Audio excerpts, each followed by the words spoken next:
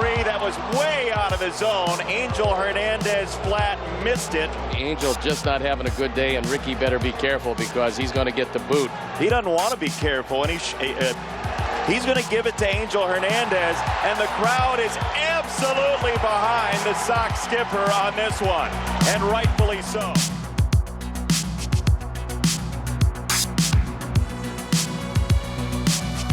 Talking Major League Baseball here inside the stadium studios. I am Dave Ross, joined by our esteemed baseball panel. Of course, our GM, Steve Phillips, our manager, John Farrell, and our player, Trevor Plouffe. And gentlemen, today, it's a discussion we've had a lot recently, and certainly in recent years in Major League Baseball, automation coming to the game. Should we have, quote-unquote, robot umps? So we saw some questionable calls that you're always going to get in any game.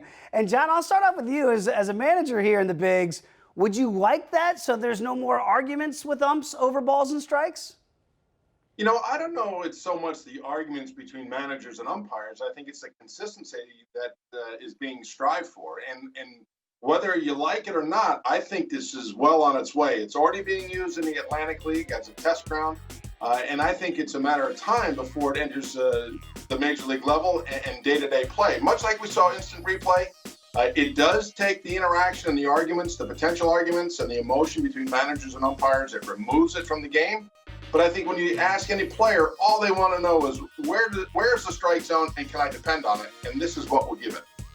Yeah, Trevor, I got to imagine as the player in this equation here, as John's referencing, that would be a good thing. If you guys just want to know the zone, well, there's going to be no more disputes about the zone, right? Would that give the clarity that the player is looking for?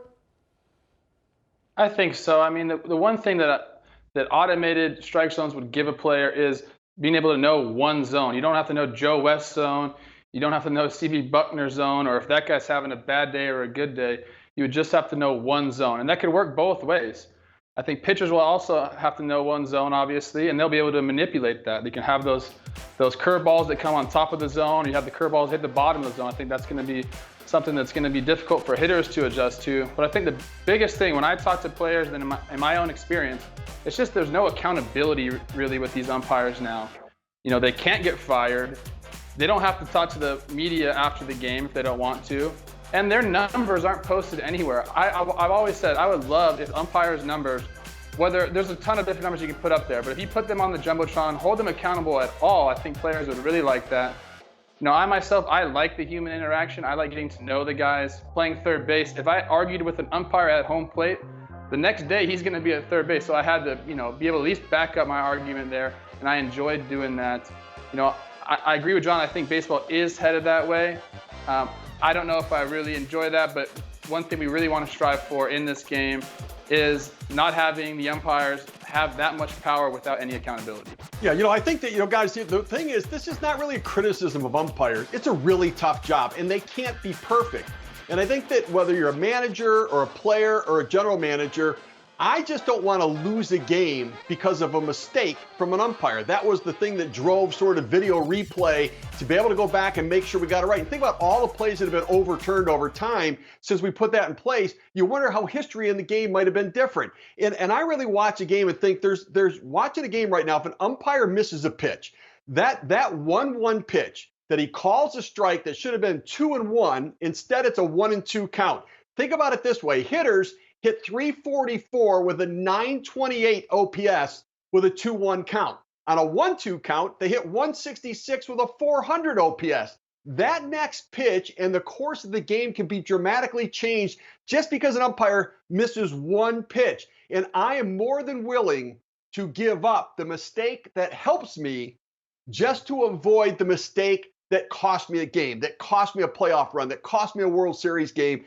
All I want is that the result on the field is actually the result that plays out during the course of the game. I think that's what everybody in uniform and in the front office wants. Okay, if it is inevitable, as you gentlemen are kind of laying out, that this is going to happen in some way, shape, or form, Steve, I'll start with you on this. Then where does the line stop? Does automation continue in other areas of Major League Baseball? Or do we think if we get, automated strike zones, that's going to be enough to appease both sides here?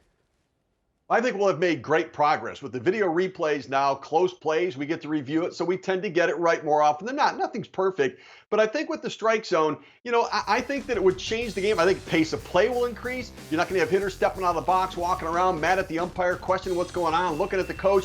Everybody would just accept the call, and it'll keep the pace of the game going better. And I think that for many of the things that we want, the right calls and then the pace of the game going, I think it's going to change the dynamic of the game for the better. And I don't know that we have to go further than that right now. Is that going to be enough then? If this is, as Steve says, that's as far as we have to go for right now? Well, I can't say that, because what happened with instant replay is that when it was first brought into the game, there were so many other things that blossomed from that. Now you're seeing limited trips to the mound because the instant replay was revealing sign sequences between catcher and pitcher. So you'd see in the 8th and 9th inning 5 and 6 different trips to the mound by the catcher. So that was an unintended consequence of instant replay when it was brought in. Whether or not we experience the same type of dynamic once a electronic strike zone is brought in, that remains to be seen, because I don't think anybody sitting here today, whether it's Rob Manfred at MLB or anybody else at the Players Association, can look at the electronic strike zone and say they know exactly what's going to be the fallout once and if and once it's implemented. That's a great point, because, Trevor, we've seen it in the NFL where they add all these things with replay and these other consequences happen because of it. Do we think if they do implement this, as we say, it's going to happen, that there could be some dangers here that alter the game? Absolutely. I mean, they've been using it in the Atlantic League, and if you read any articles or talk to anybody that's been there and seen it, players are still mad at TrackMan. They don't get it right all the time, and there's instances where they say the weather has affected TrackMan. I even read an article where it said this guy used to list himself at 6 foot all the time, give himself an extra inch, but that added an extra inch on his strike zone. So he decided, hey, I'm going to go back down to 5'11". So we're gonna have to figure out all that stuff. Even with an automated strike zone, I think you're still going to have players mad at it, just because, like I said, pitchers are going to be able to manipulate that zone. I think there's still going to be the human element as far as players being maybe upset about a call or not upset about a call. But there's so many different ways that we can improve the game. I think not only we're talking about the strike zone here, but we can talk about check swings. A lot of times the home plate umpires are calling these check swings without even having the right angle. The guys at first base are missing him too, or third base, they're missing him too. So there's a lot of areas for improvement. Like Steve said, I think the main thing that players want and most people want is they just don't want to lose a game based on a bad call. And yes, the counts are a big part of that. 0-1 to 1-0, 2-0 to 1-1. Those are big differences in counts. And having an umpire back there that's having a bad day and putting you in difficult counts, that really hurts you and your career in the long run. And like I said, you have to stand up and answer those questions after every game, and these umpires do not. And I think that's my biggest point here, is we just need a little bit more accountability. All right, sometimes the devil is in the details. We'll find out what those details are once we get to automation. Boy, bring back Freddie Patek and those short strike zones. Gentlemen, it's been a great conversation as always. Steve Phillips, John Farrell, Trevor Plouffe, talking baseball right here on Stadium.